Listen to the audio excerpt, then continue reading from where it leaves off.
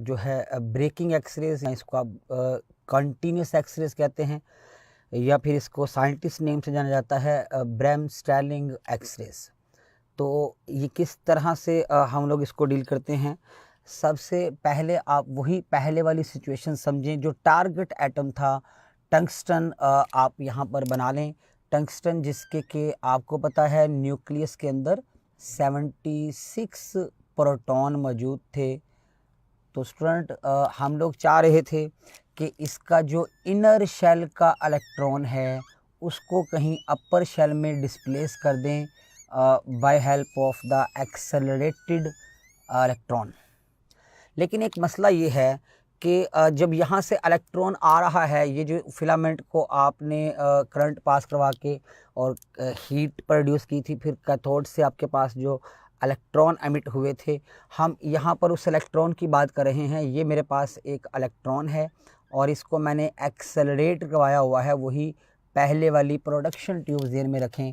इसको एक्सेलरेट कराया है by the certain potential difference between the anode and the cathode. अब स्टूडेंट सिचुएशन ये है कि ये इलेक्ट्रॉन जब आप कह रहे थे कि जी इतना एनर्जेटिक बना दिया है आपने, यानी इसको आपने जो काइनेटिक एनर्जी दी थी by help of the potential difference, तो आप लोगों को जो पता है कि इसमें आपने जो पोटेंशियल डिफरेंस के थ्रू एनर्जी प्रोवाइड की थी टू दिस इलेक्ट्रॉन, वो जो आपने इसको एनर्जी प्रोवाइड की, जिसको आपने इस तरह से लिखा था कि W=VQ, और अगर इलेक्ट्रॉन की बात हो रही है तो VE लिख लेते हैं। तो ये जो आपके पास एनर्जी थी प्रोवाइडेड टू दिस इलेक्ट्रॉन, इसको एक्सेलरेट किया था by this voltage, accelerating voltage से।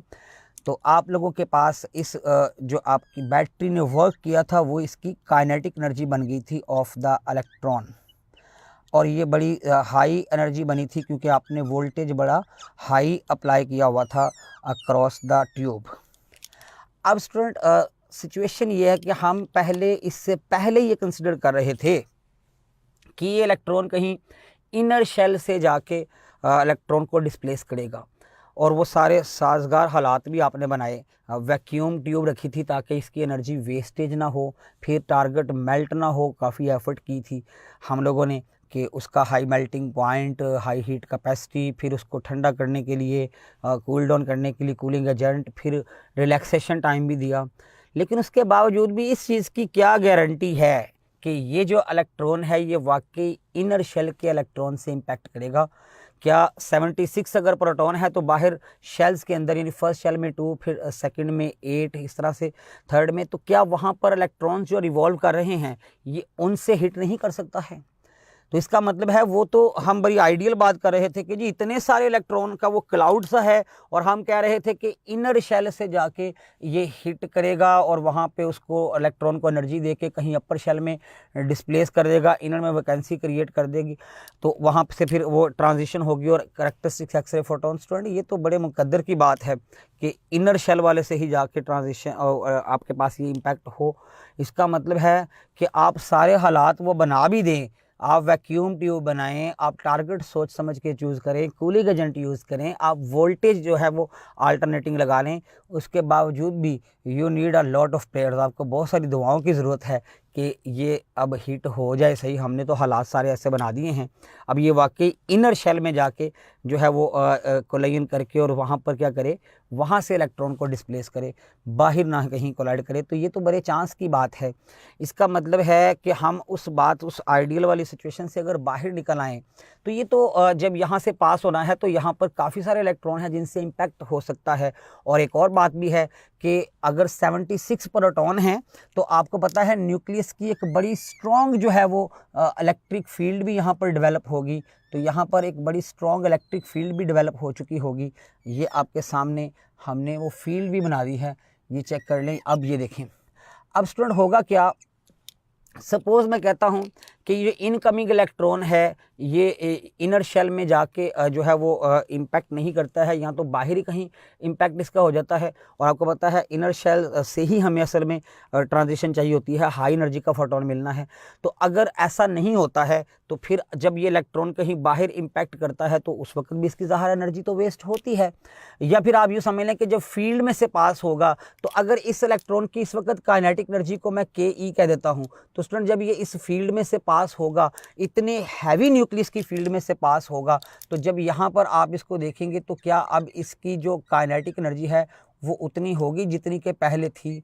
नहीं स्टूडेंट, अब बात यह है कि जब ये इतने हैवी न्यूक्लियस की फील्ड में से पास होगा तो नेगेटिव है और पॉजिटिव के करीब से गुजरेगा तो स्लो डाउन हो जाएगा, ब्रेक लगेगी। ऊपर लिखा हुआ है ब्रेक लगेगी, तो इसका मतलब है ये जो ब्रेकिंग होगी, यानी ये जो इसकी स्पीड स्लो डाउन होगी, स्पीड कम हुई तो काइनेटिक एनर्जी भी कम हो गई। वो जो एनर्जी कम हुई है, हमें पता है एनर्जी कभी डिस्ट्रॉय नहीं होती, एक फॉर्म से दूसरी फॉर्म में कन्वर्ट होती है। तो अगर आप कह रहे हैं कि जो एनर्जी है आपके पास, ये जो एनर्जी है यहाँ पर ये एनर्जी कम है उससे, जब इलेक्ट्रॉन यहाँ पर जब आपने एंटर करवाया था, जब इस टारगेट के अंदर आया था, अभी इम्पैक्ट नहीं हुआ था, फील्ड में से पास नहीं हुआ था, तो ज़्यादा एनर्जी थी, अब कम होगी। तो ये जो एनर्जी कम हुई है, एनर्जी कम होके कहाँ गई है? तो स्टूडेंट जैसे ही यहाँ से ये पास होगा तो क्या होगा, आपको एक फोटोन मिलेगा, यानी जैसे ही स्लो डाउन होगा तो इसका मतलब है जो इसकी काइनेटिक एनर्जी थी उसका कुछ पोर्शन क्या हो जाएगा, कन्वर्ट हो जाएगा इनटू द फोटोन एनर्जी। तो इसका मतलब है यहाँ पर कुछ एनर्जी का पोर्शन फोटोन एनर्जी बन जाएगा, और ये जो फोटोन मिला है रेडिएंट एनर्जी बन गया फ्रॉम द काइनेटिक एनर्जी, ये फोटोन आपके पास कहलाता है ब्रेकिंग एक्सरे फोटोन, यानी ब्रेक लगी है।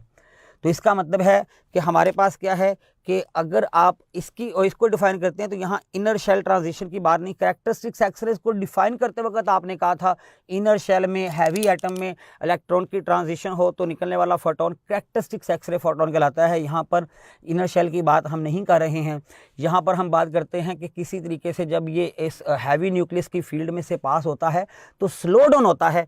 और आपके पास इनर शेल के अलावा अगर इम्पैक्ट की बात करें, जैसे ही इसकी काइनेटिक एनर्जी कम होती है तो जितनी एनर्जी कम होती है उतनी एनर्जी का फोटोन मिल जाता है, और वो फोटोन आपका कहलाता है ब्रेकिंग एक्सरे फोटोन। इसका मतलब है some of its kinetic energy is actually converted into the radiant energy due to the deceleration. तो high energy photon obtained due to deceleration of the incident electron. जो incident electron जब decelerate हुआ है तो high energy का जो photon मिला है वो फोटोन आपके पास क्या कहलाता है, वो कहलाता है ब्रेकिंग एक्सरे फोटोन। तो यहाँ पर बात मैं लिख देता हूँ, यहाँ पर आप कह रहे हैं ये हाई एनर्जी, ये आपके पास हाई एनर्जी फोटोन है, हाई एनर्जी फोटोन है जो कैसे मिला है आपको, obtained by the due to the deceleration. ये असल में डीसेलेरेट हुआ है, डीसेलेरेशन ऑफ इलेक्ट्रॉन। वो जो इलेक्ट्रॉन आया था जब वो डीसेलेरेट हुआ है, उस डीसेलेरेशन यानी स्पीड कम हुई, काइनेटिक एनर्जी कम हुई, वो एनर्जी जो कम हुई है वो असल में वेस्ट नहीं हुई है, कन्वर्ट हुई है। तो ये जो डीसेलेरेशन ऑफ द इलेक्ट्रॉन है, इस वजह से आपको जो हाई एनर्जी का फोटोन मिला है इज़ कॉल्ड, ये आपके पास कहलाता है ब्रेकिंग एक्सरे फोटोन। ये आपके पास कहलाता है ब्रेकिंग एक्सरेज, या इसको आप बोलते हैं कॉन्टीन्यूस एक्सरे फोटोन, या फिर जिस साइंटिस्ट ने सारी बात की ब्रैमस्टैलिंग एक्सरे फोटोन, तो ये ब्रेकिंग एक्सरेज फोटोन है। स्टूडेंट ये आपके पास फिनोमेना डिफरेंट हो गया। अच्छा, अब एक बात और यहाँ पर क्लियर कर लें कि यहाँ पर आप लोगों ने असल में किया क्या है कि जो एनर्जी ऑफ द इलेक्ट्रॉन है, जो काइनेटिक एनर्जी है ऑफ द इलेक्ट्रॉन, उसका कुछ पोर्शन, चलें आइडियली बात करते हैं, अगर एक ही इम्पैक्ट में सारी एनर्जी कन्वर्ट हो जाए तो मैक्सिमम एनर्जी का फोटोन मिलेगा। तो वो एनर्जी का फोटोन आपके पास मैक्सिमम एनर्जी या फिर मिनिमम वेवलेंथ का फोटोन मिलेगा। तो आप ये कह रहे हैं कि ये जो आपके पास VE है, ये जो VE है ये असल में यानी एनर्जी ऑफ द इलेक्ट्रॉन जो है ये कन्वर्ट होकर क्या बनेगी है एनर्जी ऑफ द फोटोन, और ये फोटोन मैक्सिमम फ्रीक्वेंसी का होगा क्योंकि आपके पास सारी की सारी आपने क्या कर दी है, एनर्जी कन्वर्ट कर ली है इनटू द फोटोन एनर्जी। हालांकि ऐसा नहीं होता, सम पार्ट, जैसे हमने यहाँ लिखा है कुछ पार्ट जो है वो कन्वर्ट होता है।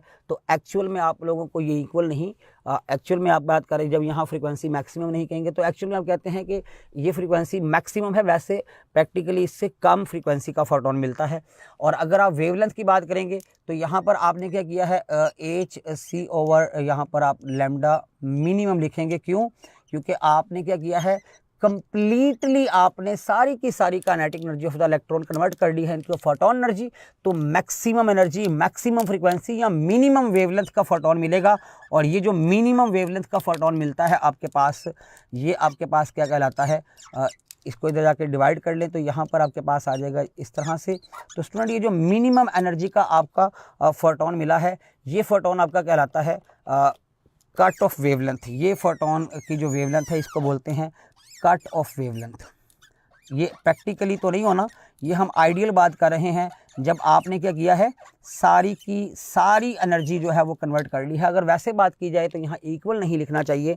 इतनी वेवलेंथ, इतनी कम वेवलेंथ तो तब मिलेगी जब सारी की सारी एनर्जी कन्वर्ट हो जाए।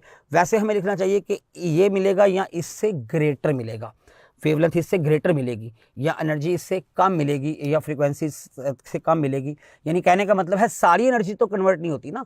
अगर सारी की सारी, जैसे मैंने यहाँ लिखा है टोटल एनर्जी कन्वर्ट कर दी है फोटोन एनर्जी में, तो you will get the braking X-ray photon of the maximum energy, maximum frequency, minimum wavelength called the cut off wavelength.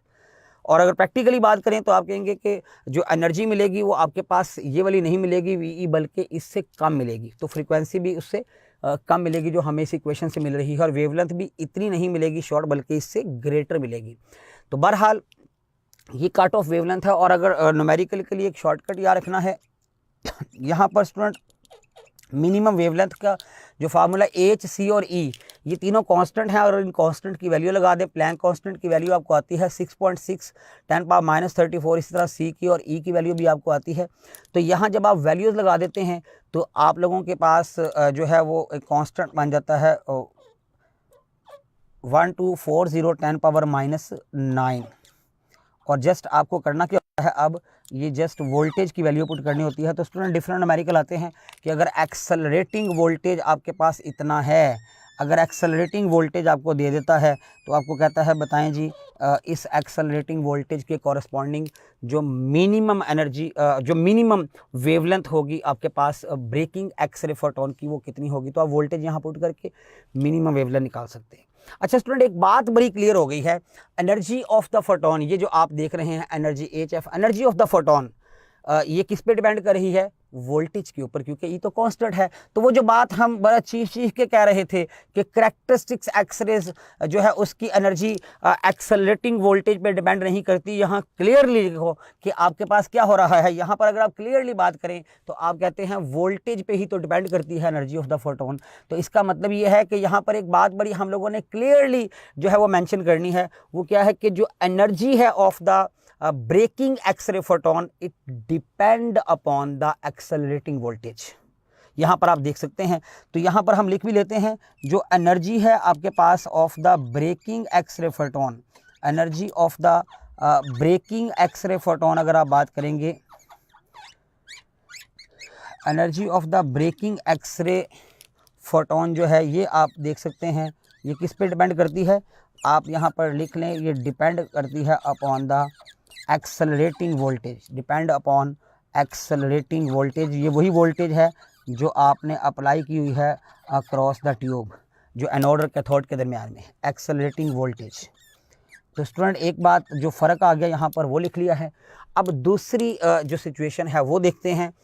Student intensity, यहाँ पर भी वही सिस्टम है कि आपके पास जितने भी इलेक्ट्रॉन यहाँ से पास करवाएंगे सब ने ज़ाहिर है स्लो डाउन होना है, और सबके स्लो डाउन होने से जो एनर्जी है वो कन्वर्ट होकर फोटोन्स मिलने हैं। तो इसका मतलब है जितने इलेक्ट्रॉन ज़्यादा होंगे उतने फोटोन भी ज़्यादा मिलेंगे, क्योंकि हर फोटोन स्लो डाउन होकर कुछ एनर्जी उसकी कन्वर्ट होगी फोटोन एनर्जी में। तो फोटोन्स अगर ज़्यादा चाहिए तो यहाँ से इलेक्ट्रॉन भी ज़्यादा करने। आप कहेंगे ये सिचुएशन तो सेम है, यानी इन इलेक्ट्रॉन्स को कैसे बढ़ा सकते हैं। इलेक्ट्रॉन आए थे कैथोड से और कैथोड को हीट किया था फिलामेंट करंट के थ्रू, तो आप कहेंगे फिलामेंट करंट बढ़ा दें तो इंटेंसिटी जो बढ़ जाएगी, नंबर ऑफ फोटोन आपको ज़्यादा मिलेंगे। तो यहाँ पर भी आप लिख सकते हैं जो इंटेंसिटी है, यहाँ पर भी आप लिख सकते हैं जो आपके पास इंटेंसिटी है ऑफ द ब्रेकिंग एक्सरेज, जो intensity of the braking X-rays है स्टूडेंट, ये भी किस पे डिपेंड करती है, आप क्लियरली मेंशन करें कि डिपेंड करती है अपॉन फिलामेंट करंट। तो एक बात कॉमन आ गई दोनों में कि इंटेंसिटी ऑफ द एक्सरेज, चाहे ब्रेकिंग एक्सरेज चाहे आपके पास जो इससे पहले पढ़े थे कैरेक्टरिस्टिक एक्सरेज, इंटेंसिटी दोनों की ही किस पे डिपेंड करती है, फिलामेंट करंट पे। हाँ, एनर्जी दोनों की डिफरेंट फैक्टर्स पे डिपेंड करती है। उसकी energy atomic number of the target material पे डिपेंड करती थी, और इसकी एनर्जी जो ब्रेकिंग एक्सेस का फोटोन है उसकी एनर्जी एक्सेलरेटिंग वोल्टेज पे डिपेंड करती है।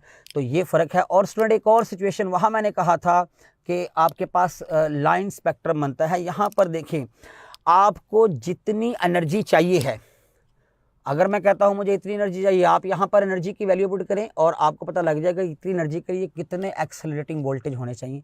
तो यहाँ आपको मैं कहूँ कि जी ये वेवलेंथ का फोटोन चाहिए, आप कहेंगे इस वेवलेंथ का फोटोन चाहिए, वेवलेंथ यहाँ पुट करेंगे, वोल्टेज मुझे बता देंगे। इसका मतलब यहाँ ना कोई नहीं है। वहाँ आप कहते थे हमारी मर्जी नहीं, एटम की मर्जी है, उसके अपने डिस्क्रीट एनर्जी लेवल हैं।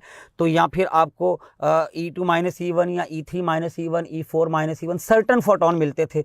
यहाँ पर आपके पास ऐसी बात नहीं, जो आप चाहें वो मिल जाएगा, बस वोल्टेज उसके अकॉर्डिंग एडजस्ट कर लें। तो इसका स्पेक्ट्रम जो है वो आपके पास कॉन्टीन्यूस बनेगा। तो इसका मतलब है, एक और बात आप लोगों को लिखने वाली है, ब्रेकिंग जो आपके पास एक्सरेज फोटोन हैं, ब्रेकिंग एक्सरेज शो, जी स्टूडेंट ब्रेकिंग एक्सरेज शो यहाँ पर क्लियर लिख लें, ये आपके पास शो करते हैं कॉन्टीन्यूस स्पेक्ट्रम, जो उसका स्पेक्ट्रम था। तो स्टूडेंट साथ साथ दोनों को कंपेयर करके याद रखेंगे तो ज़्यादा बेहतर रहेगा। उसका स्पेक्ट्रम लाइन था, इसका स्पेक्ट्रम कॉन्टीन्यूस है। वो वोल्टेज पे डिपेंड नहीं करते थे एनर्जी, ये वोल्टेज पे डिपेंडेंट है।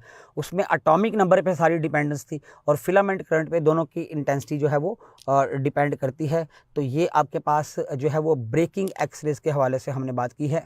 अब स्टूडेंट हम लोगों ने डिस्कस करना है ब्रेकिंग एक्सरेज में फर्दर दो जो टर्म्स यूज़ होती हैं, सॉफ्ट एक्सरेज और हार्ड एक्सरेज क्या हैं, सॉफ्ट एक्सरेज क्या हैं। तो स्टूडेंट हमारे पास वो आपके पास एक्सरेज फोटोन जिनकी एनर्जी कम होती है, और आपको पता है अगर energy of the braking X-rays आपको कम मिल रही है तो एक्सेलरेटिंग वोल्टेज यकीनन कम अप्लाई किया गया है। तो इसका मतलब ये है कि सॉफ्ट एक्सरेज वो होती हैं जिनकी जो एनर्जी है ये आपके पास क्या होती है, एनर्जी इन फोटॉन्स की आपके पास जो है वो स्मॉलर होती है, एनर्जी लेस है, एनर्जी स्मॉलर है इनकी। और अगर एनर्जी स्मॉलर है तो इन फोटॉन की जो फ्रीक्वेंसी है ये भी आपके पास क्या आएगी, ये निस्बतन स्मॉलर आएगी ये वैल्यू। और वेवलेंथ अगर आप बात करेंगे इन फोटॉन की तो ये फोटॉन की वेवलेंथ जो है वो लॉन्गर आएगी। और अगर जिनकी एनर्जी कम है इनकी जो पेनिट्रेशन पावर है ये भी आपके पास क्या आएगी, ये जो पेनिट्रेशन पावर है, इनकी जो पेनिट्रेशन पावर है ये भी आपके पास क्या होगी, लो होगी। तो ये होते हैं आपके पास सॉफ्ट एक्सरेज के हवाले से। अब अगर बात करते हैं हार्ड एक्सरेज किसे बोलते हैं, तो हार्ड एक्सरेज वो होती हैं जिनके लिए आपने हाई एक्सेलरेटिंग पोटेंशियल डिफरेंस जो है वो अक्रॉस द ट्यूब लगाया होता है, जिससे मिनिमम वेवलेंथ जो लैम्डा मिनिमम है, जिसको आप कट ऑफ वेवलेंथ बोलते हैं, वो वैल्यू आपके पास और स्मॉलर आती है, क्योंकि lambda minimum is equal to 1240 10⁻⁹/V है। जितना V हायर रखेंगे लैम्डा मिनिमम उतना कम हो जाएगा, वेवलेंथ कम हो जाएगी। तो इसका मतलब एनर्जी हायर हो जाएगी, फ्रीक्वेंसी हायर हो जाएगी, पेनिट्रेशन पावर हायर हो जाएगी। तो इसका मतलब है हार्ड एक्सरेज स्टूडेंट वो हैं जिनके लिए आप कहते हैं कि ये वो वाली आपके पास ब्रेकिंग एक्सरेज हैं जिनकी एनर्जी क्या है, एनर्जी इनकी हाई है, इनकी फ्रीक्वेंसी हाई है, इनकी पेनिट्रेशन पावर हाई है। यानी इनमें आप लोग कहते हैं ये तीन चीज़ें जो हैं फैक्टर जो हैं वो हायर वैल्यू के हैं, फ्रीक्वेंसी और पेनिट्रेशन पावर, इनकी पेनिट्रेशन पावर ये चीज़ें इनमें हायर हैं। और अगर वेवलेंथ की बात करें तो स्टूडेंट वेवलेंथ इनकी क्या है, वेवलेंथ जो है ये आपके पास इनकी जो है वो निस्बतन क्या होती है, ये शॉर्टर होती है। ये आपके पास डिफरेंस है between the harder and the softer X-rays. अच्छा स्टूडेंट, जो आपके पास इसका मतलब है एक्सरेज का हार्ड होना या सॉफ्ट होना एनर्जी के साथ लिंक है। और अगर फिलामेंट करंट के बारे में आ जाए, क्योंकि एमसीक्यू आता है कि जी जो एक्सरेज को सॉफ्ट से हार्ड कैसे बनाया जा सकता है, तो क्या आप फिलामेंट करंट से कर सकते हैं? नहीं स्टूडेंट, फिलामेंट करंट सिर्फ इंटेंसिटी यानी नंबर ऑफ फोटोन चेंज कर सकता है, वेवलेंथ, एनर्जी और फ्रीक्वेंसी चेंज नहीं करता है, जिसकी वजह से याद रखना हार्डनेस ऑफ द एक्सरेज जो है ये independent of the filament current है। हार्डनेस या सॉफ्टनेस जो है वो फिलामेंट करंट से लिंक्ड नहीं है। तो इसका मतलब है यहाँ पर आप क्लियरली मेंशन भी कर लें, जो हार्डनेस है ऑफ द एक्सरेज, जो आपके पास हार्डनेस ऑफ द एक्सरेज है ये इंडिपेंडेंट है of the filament current, independent है ऑफ फिलामेंट करंट। तो स्टूडेंट हम लोगों ने जो है वो डिटेल डिस्कस किया है। अच्छा स्टूडेंट, एक चीज़ अब आप लोगों से वैसे डिस्कस करते चलें, सॉफ्ट एक्सरेज या हार्ड एक्सरेज दोनों में से स्पीड किसके फोटोन की ज़्यादा होगी? स्टूडेंट ये बात याद रखें, ये सारे ही फोटोन है और वैक्यूम में स्पीड ऑफ लाइट से ही मूव करते हैं। तो इसका मतलब है सॉफ्ट एक्सरेज कहे, हार्ड एक्सरेज कहे, एल अल्फ़ा कहे, के अल्फ़ा कहे, के बीटा कहे, यानी इसका मतलब करैक्टरिस्टिक्स एक्सरेज हो या ब्रेकिंग एक्सरेज हो, सॉफ्ट हो या हार्ड हो, के सीरीज हो या एल सीरीज हो, सब केसेस में याद रखना है स्पीड सबकी सेम होती है। स्पीड सबकी क्या होती है? 3 × 10⁸ मीटर पर सेकंड। स्पीड सॉफ्ट एक्सरेज और हार्ड एक्सरेज की क्या होती है? वो सेम ही होती है, स्पीड के साथ इसका कोई फ़र्क नहीं है। तो आप मेंशन भी कर सकते हैं कि जो स्पीड है ये आपके पास क्या होती है, इसके साथ कोई लिंक नहीं है। Speed of the soft and hard X-rays जो है ये आपके पास क्या आती है? सॉफ्ट एंड हार्ड एक्सरेज की जो स्पीड है इज़ सेम।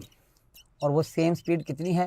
और वो स्पीड आपके पास कितनी होती है? वो स्पीड होती है 3 × 10⁸ मीटर पर second if you are dealing this photon in the vacuum. तो स्पीड बहरहाल इनकी जो है वो सेम होती है, आपके पास सॉफ्ट एक्सरेज हो या वो हार्ड एक्सरेज हो। अब स्टूडेंट हम लोग जो एक्सरेज से रिलेटेड ग्राफ है उस ग्राफ को देखेंगे।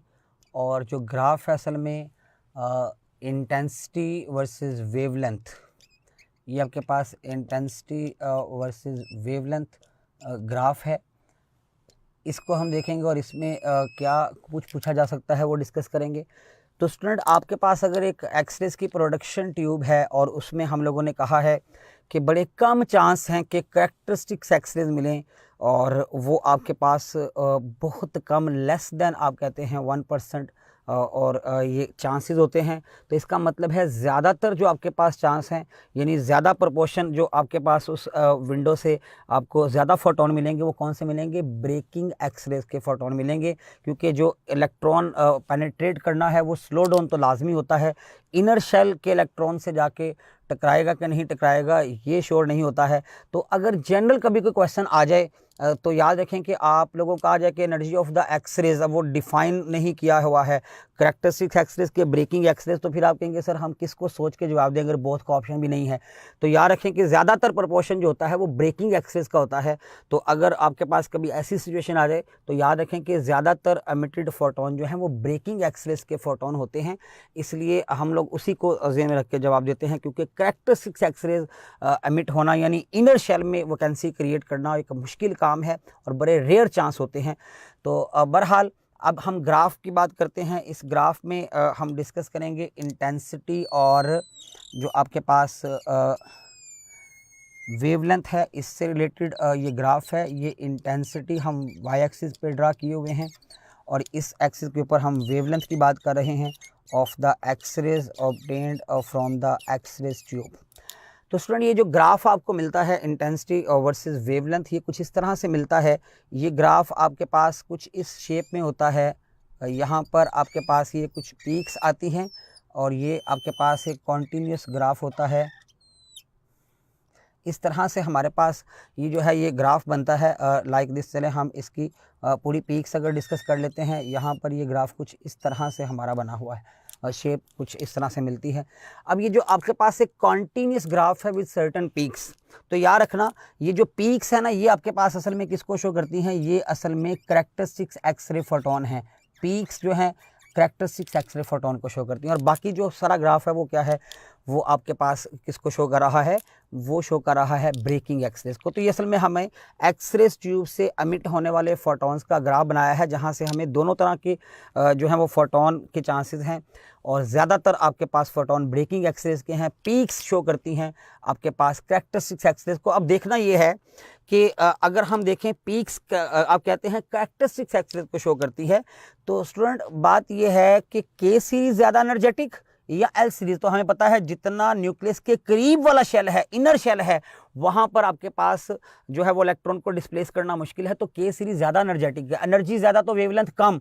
तो इसका मतलब है अगर आप यहाँ पर मार्क करना चाहें तो जहाँ क्योंकि यहाँ पर आगे जाते वक्त वेवलेंथ बढ़ रही है ना, तो जहाँ वेवलेंथ कम है, तो ये देखिएगा जहाँ वेवलेंथ कम है ये आपके पास पीक्स कम वेवलेंथ के ऊपर आ रही हैं, और वो जो पीक्स आ रही हैं ये पीक्स ज़्यादा वेवलेंथ के ऊपर आ रही हैं। तो ये वाली जो है ये आपके पास क्या है स्टूडेंट, यहाँ पर आपके पास कम वेवलेंथ मतलब ज़्यादा एनर्जी वाली सीरीज़, ये के सीरीज़ है यहाँ पीक के ऊपर, और यहाँ पर जो है ये हमारे पास क्या होगा, ये एल सीरीज़ होगी। क्यों? क्योंकि यहाँ पर इसके मुकाबले में वेवलेंथ क्या हो जाएगी, निस्बतन ज़्यादा। जब वेवलेंथ बढ़ जाती है तो एनर्जी कम हो जाती है, तो कम एनर्जी की सीरीज़ एल सीरीज़ है। अच्छा, अब इसमें भी आगे मार्क कर लें। अगर आपको कहा जाए सबसे ज़्यादा एनर्जी किसकी है के सीरीज में, तो आप कहते हैं के गैमा की, और जिसकी एनर्जी ज़्यादा उसकी वेवलेंथ कम होती है, तो इसका मतलब जिसकी सबसे कम वेवलेंथ आई है ये आपके पास सबसे ज़्यादा एनर्जी वाला फोटोन है, ये के गैमा है। और जब उससे आगे जाएंगे तो वेवलेंथ बढ़ेगी, एनर्जी कम हो जाएगी, और एनर्जी कम होगी तो के बीटा, और आपके पास उससे भी कम एनर्जी किसकी होती है, के अल्फ़ा की, यानी वेवलेंथ इसकी लॉन्ग हो जाएगी। तो ये हमने तीनों पॉइंट मार्क कर ली। इसी तरह एल सीरीज़ में आ जाएं, सबसे ज़्यादा एनर्जी किसकी है, एल गैमा की, और जब एनर्जी ज़्यादा है तो उसकी वेवलेंथ कम आएगी, और उससे ज़्यादा वेवलेंथ पे जाएंगे तो आपके पास एल बीटा और एनर्जी कम हो जाएगी, और अगर एल अल्फ़ा में जाएंगे तो वहाँ पर आपके पास क्या होगा, उससे भी आपके पास वेवलेंथ ज़्यादा और एनर्जी कम हो जाएगी। तो ये हमने पहले पीक्स की बात की कि जहाँ पर कम वेवलेंथ है वहाँ एनर्जी ज़्यादा है, वो के सीरीज़ है, और जहाँ ज़्यादा वेवलेंथ है वहाँ एनर्जी कम, वो एल सीरीज़ है। और उसमें भी आगे फर्दर क्या देखा, जो सबसे कम वेवलेंथ है वो गैमा के लिए, और जो सबसे ज़्यादा वेवलेंथ है वो अल्फ़ा के लिए है। तो हमने मार्क कर लिया। और स्टूडेंट ये जहाँ से ग्राफ स्टार्ट हुआ है ये वाला पॉइंट असल में क्या है, ये लैम्डा मिनिमम है, कट ऑफ वेवलेंथ जिसे बोलते थे। और याद करें मैंने क्या कहा था कि इस वेवलेंथ का फोटोन मिलता नहीं कि कंप्लीटली कन्वर्ट हो जाए energy of the incident electron into the photon energy, radiant energy में कंप्लीटली कन्वर्ट नहीं होती है। तो इस वेवलेंथ के कितने फोटोन मिले हैं चेक करें ज़रा, इस फोटोन के 0 फोटोन मिले हैं, यानी ये हम लोगों ने कट ऑफ वेव, हमें एक्चुअल में क्या होता है इससे लॉन्गर वेवलेंथ के फोटोन मिलते हैं। यही बात मैंने आपको पहले भी कही थी, ये आप देख भी सकते हैं, इंटेंसिटी 0 है, यानी no photon of the minimum wavelength. तो स्टूडेंट ये आपके पास ग्राफ की सिचुएशन हम लोगों ने बनाई है, कॉन्टीन्यूस ग्राफ है विद सर्टन पीक्स, और ये पीक्स के ऊपर आपके पास क्या शो होती हैं, वो आपके पास शो होती हैं जो कैरेक्टरिस्टिक्स एक्सरेज के फोटोन। तो ये हम लोगों ने जो है वो सारा जो है वो मेंशन कर लिया। अब स्टूडेंट ये जो ग्राफ है सर्टन मिनिमम वैल्यू से एक सर्टन मैक्सिमम वैल्यू तक होगा। क्यों? अगर वेवलेंथ एक सर्टन वैल्यू से बढ़ जाएगी तो आपको पता है जब वेवलेंथ लॉन्ग हो जाएगी तो फिर आपके पास एक्सरेज की बजाय आप अल्ट्रावायलेट और उससे भी लॉन्ग वेवलेंथ हो गई तो आप विजिबल रेंज में आ जाएंगे। तो याद रखना कि जो ग्राफ है इंटेंसिटी वर्सेस वेवलेंथ ये सर्टन मिनिमम वैल्यू से लेके एक सर्टन मैक्सिमम वैल्यू तक की एक्सरेज को शो करेगा। तो ये आपके पास जो है वो ग्राफ है इंटेंसिटी वर्सेस वेवलेंथ, जिसमें कि आप लोग मार्क कर सकते हैं कि अल्फ़ा के बीटा के गैमा और इस तरह से।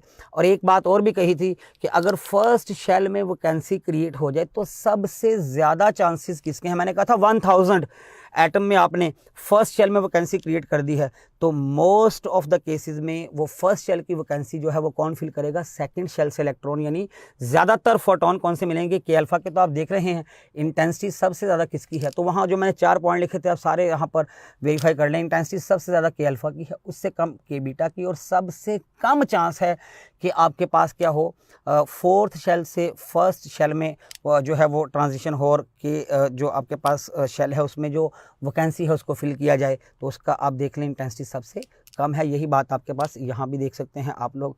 बहरहाल इनमें एक बात याद रखनी है कि स्पीड के रिलेटेड अगर एमसीक्यू आए तो स्पीड सबकी सेम है, चाहे आप एक्सेलरेटिंग वोल्टेज जो मर्जी रखें, स्पीड जो है वो आपके पास एनर्जी इनकी जितनी मर्जी हो, वेवलेंथ जितनी मर्जी हो, लेकिन स्पीड इन तमाम की जो है वो स्पीड ऑफ द लाइट ही होती है। तो स्टूडेंट ब्रेकिंग एक्सरेज से रिलेटेड कुछ क्वेश्चन देखते हैं। फर्स्ट क्वेश्चन है आपके सामने, X-rays from a given X-rays tube operating under the specified condition have the minimum wavelength. The value of this minimum wavelength could be reduced. Student जो minimum wavelength आपको मिलती है ब्रेकिंग एक्सरेज में, जिसको cut off wavelength बोलते हैं, वो आपके पास क्या होती है, lambda is equal to HCE और यहाँ पर 1/V। तो यहाँ पर आप देखें, अगर आपने ये जो लैम्डा मिनिमम है इसको क्या करना है, रिड्यूस करना है। तो स्टूडेंट ये तो कांस्टेंट है, आपको पहले भी लिखवाई हुई है इसके वैल्यू, आप इसको लिख सकते हैं 1240 10⁻⁹/9/V। तो अब आप देखें, अगर इस लैम्डा मिनिमम को क्वेश्चन के अकॉर्डिंग आप क्या चाहते हैं, लैम्डा मिनिमम को रिड्यूस करना है, इसको आपने जितना स्मॉल करना है इतना आपको वोल्टेज को इंक्रीज करना पड़ेगा। तो increase the potential difference between the anode and the cathode, जो एक्सेलरेटिंग पोटेंशियल था उसको आप इंक्रीज कर दें, यही इसका राइट ऑप्शन है। आपके पास बीटा जो है इसका राइट चॉइस है। नेक्स्ट क्वेश्चन है, in an X-ray tube electron after being accelerated through the velocity v, जो आपके पास इलेक्ट्रॉन है वो एक्सेलरेट किया जाता है towards the target by help of the voltage, और उसके बाद उसने लिखा हुआ है कि द वेवलेंथ जो आपके पास ब्रेकिंग एक्सरेज की मिलती है वो जो वेवलेंथ है, मैंने आप लोगों से कहा था ये जो मिनिमम वेवलेंथ है, मिनिमम वेवलेंथ जो है ये कितनी मिल सकती है, HC/VE, ये मिनिमम मिल सकती है। और वैसे प्रैक्टिकली आपको क्या कहा था कि ये सारी एनर्जी जो है वो कन्वर्ट हो जाए इनटू द फोटोन एनर्जी, तो फिर मैक्सिमम एनर्जी या मिनिमम वेवलेंथ मिलती है। प्रैक्टिकली क्या होता है, some of the energy is converted, तो फिर इसका मतलब है जो फोटोन मिलता है वो आपके पास मैक्सिमम एनर्जी या फिर मिनिमम वेवलेंथ का नहीं मिलता है, बल्कि जो आपके पास वेवलेंथ आती है वो इस फैक्टर के इक्वल नहीं बल्कि इससे कुछ ग्रेटर होती है। आपने इसका ग्राफ भी देखा था कि लैम्डा मिनिमम से आपको क्या मिलता है, यहाँ पर कुछ ग्रेटर में आप लोगों ने डील किया था, अगर आपको याद हो कुछ इस तरह से हम लोगों ने ग्राफ डिस्कस किया था। तो आप देख सकते हैं कि लैम्डा मिनिमम से आपको क्या मिलते हैं, ग्रेटर वेवलेंथ के फोटोन मिलते हैं, क्योंकि यहाँ पर वेवलेंथ है तो फोटोन जो है वो लेस देन लैम्डा मिनिमम नहीं हो सकते, इसके इक्वल या इससे ग्रेटर मिलते हैं। तो इसका मतलब है the photon of the wavelength जो है वो आपके पास मिलेगा इक्वल टू और फिर greater than this factor HC/V। Equal वाला ऑप्शन यहाँ पर है नहीं था, तो फिर यहाँ पर कौन सा ऑप्शन है, नॉट लेस देन, फोटोन जो मिलेगा वो उसकी वेवलेंथ इससे लेस नहीं हो सकेगी, HC/VE इससे ग्रेटर हो सकती है। नेक्स्ट क्वेश्चन है, in the case when electron lose all the kinetic energy in the first collision, first impact में अगर सारी एनर्जी कन्वर्ट हो जाए तो इसका मतलब है kinetic energy of the electron जो है वो कम्प्लीटली आपने क्या कर ली है, कन्वर्ट कर ली है into the energy of the photon, यानी कंप्लीट कन्वर्जन हो गई है। तो स्टूडेंट अगर कंप्लीट कन्वर्जन हो जाए तो आपको मैक्सिमम एनर्जी का फोटोन मिल जाएगा, यानी मैक्सिमम फ्रीक्वेंसी का फोटोन होगा और वेवलेंथ उसकी मिनिमम होगी। तो यही आपने चूज़ करना है कि अगर ऐसा हो जाए कि complete energy of the electron convert into the photon energy, then you will have the maximum energy photon, maximum frequency और मिनिमम वेवलेंथ। तो ऑप्शन आपके पास इसका जो है वो सी जो है इसका राइट चॉइस है। नेक्स्ट क्वेश्चन की तरफ चलते हैं। नेक्स्ट क्वेश्चन है, if the potential difference between the target and the cathode, यानी एनोड एंड द कैथोड जो है वो इंक्रीज़ कर दिया जाए एक्सेलरेटिंग पोटेंशियल। स्टूडेंट देखें, जो आपके पास वेवलेंथ है जो लैम्डा मिनिमम जिसे आप बोलते हैं, वो आपको पता है किस पे डिपेंड करती है, ये ऊपर भी हमने लिखा हुआ है, वो वोल्टेज पे डिपेंड करती है। अगर ये वोल्टेज बढ़ाएंगे तो लैम्डा मिनिमम कम से कम होता जाएगा। अब देखें इस फैक्टर में अगर आप गौर करें कि ये अगर वेवलेंथ है ऑफ द के अल्फ़ा तो ये तो फिक्स है, आपको पता है गिवन मटेरियल के लिए जो के अल्फ़ा का मतलब है सेकंड शेल से फर्स्ट शेल में ट्रांजिशन होगी तो डिस्क्रीट एनर्जी लेवल होते हैं, ये फिक्स नंबर आ जाएगा। लेकिन इसकी बात करें तो ये जो लैम्डा मिनिमम है ये आपके पास क्या होता जाएगा, जब आप वोल्टेज को बढ़ाते जाएंगे, जैसे क्वेश्चन में लिखा है कि पोटेंशियल डिफरेंस इंक्रीज़ कर रहे हैं, तो जितना पोटेंशियल डिफरेंस इंक्रीज़ करते जाएंगे वेवलेंथ कम होती है। जैसे ही ये फैक्टर आपके पास और छोटा होता जाएगा तो स्टूडेंट ये जो डिफरेंस है, सपोज ये एक फिक्स वैल्यू आप सोच लेना, आप कोई भी एक फिक्स वैल्यू सोच लें और उसमें से माइनस करें पहले एक नंबर, फिर उससे छोटा नंबर, फिर उससे छोटा नंबर, तो आपको पता है जो आंसर है वो इंक्रीज़ होता जाएगा। मैं वैसे रफ बोलता हूँ, अगर ये 100 है सपोज और ये वैल्यू, हम वैसे एक जनरल बात अभी कर रहे हैं, जो भी आपके पास सिचुएशन आ रही है, हम अभी जनरल बात कर रहे हैं कि सपोज़ मेरे पास ये वाली जो वैल्यू है, ये हम एक सर्टन वैल्यू 100 में से माइनस करें, फिर उससे छोटी वैल्यू, फिर उससे छोटी वैल्यू, फिर उससे छोटी वैल्यू, तो आप देखेंगे जितना माइनस होने वाला फैक्टर स्मॉलर होता जाएगा उतना इस डिफरेंस का आंसर क्या आएगा, वो ग्रेटर आएगा। तो इसका मतलब ये है कि आपके पास ये जो डिफरेंस है ये क्या होता जाएगा, ये इंक्रीज़ करता जाएगा। अगर आप जो पोटेंशियल डिफरेंस है अक्रॉस द ट्यूब वो इंक्रीज़ कर रहे हैं, लैम्डा मिनिमम डिक्रीज़ करेगा, ये वाला फिक्स है, ये वाला डिक्रीज़ करते जाएं, तो ओवरऑल ये जो डिफरेंस है आपके पास, ये डिफरेंस क्या होता जाएगा, ये डिफरेंस आपके पास इंक्रीज़ करता जाएगा। ये स्टूडेंट सिचुएशन है इस क्वेश्चन की जो हम लोगों ने डिस्कस की है, क्योंकि ये डिक्रीज़ करना था, ये तो फिक्स रहना था आपके पास, तो आपके पास ऑप्शन इसका अल्फ़ा जो है वो राइट था। तो नेक्स्ट क्वेश्चन हमारे पास है, the potential difference between the target and the cathode of an X-ray tube is 20 kilo volt, और उसमें फिलामेंट करंट भी दिया हुआ है, लेकिन क्योंकि हमारा क्वेश्चन है लैम्डा मिनिमम से और आपको पता है मिनिमम वेवलेंथ जो है वो फिलामेंट करंट पे नहीं डिपेंड करती। उसमें फार्मूला क्या था जो हम लोगों ने शॉर्ट में भी डिस्कस किया था कि ये असल में है आपके पास 1240 इंटू 10⁻⁹, ये Hc/E की वैल्यू है असल में ओवर वोल्टेज, और कितने वोल्टेज दिए हुए हैं आपके क्वेश्चन में 20 आपके पास है किलो का मतलब 10 पावर यहाँ पर 3 कर लें, तो 20 आपके पास क्या है किलो वोल्ट जो है वो आपके पास अप्लाई किए गए हैं क्वेश्चन के अकॉर्डिंग। तो आप लोगों ने देखना ये है कि इस एक्स-रे ट्यूब से जो मिनिमम वेवलेंथ है वो क्या पॉसिबल है।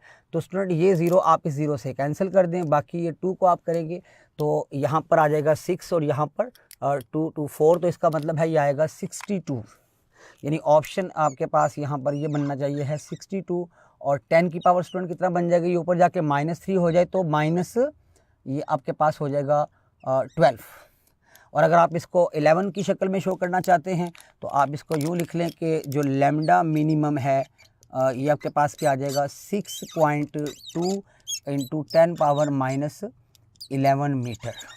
तो यही आपके पास आंसर है 6.2 को यहाँ पर, क्योंकि हम लोगों ने शॉर्टकट यूज़ किया है, अगर एग्जैक्ट Hc/E लगाते तो वो 6.2 के बजाय 6.19 आना था।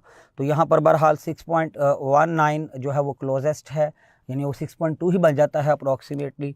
तो 6.19 10⁻⁻11 मीटर जो है वो मिनिमम वेवलेंथ होगी from this operating X-ray tube, जिसके अक्रॉस आपने पोटेंशियल डिफरेंस 20 किलो वोल्ट का लगाया है। तो शॉर्टकट यूज़ किया है 1240 10⁻⁹ ओवर वोल्टेज। नेक्स्ट स्टूडेंट हमारे पास क्वेश्चन है, which of the following show the best relationship between the wavelength and the intensity। तो स्टूडेंट ग्राफ हम लोगों ने बड़ी डिटेल से सीखा और उसमें सारी पीक्स भी मार्क की थी।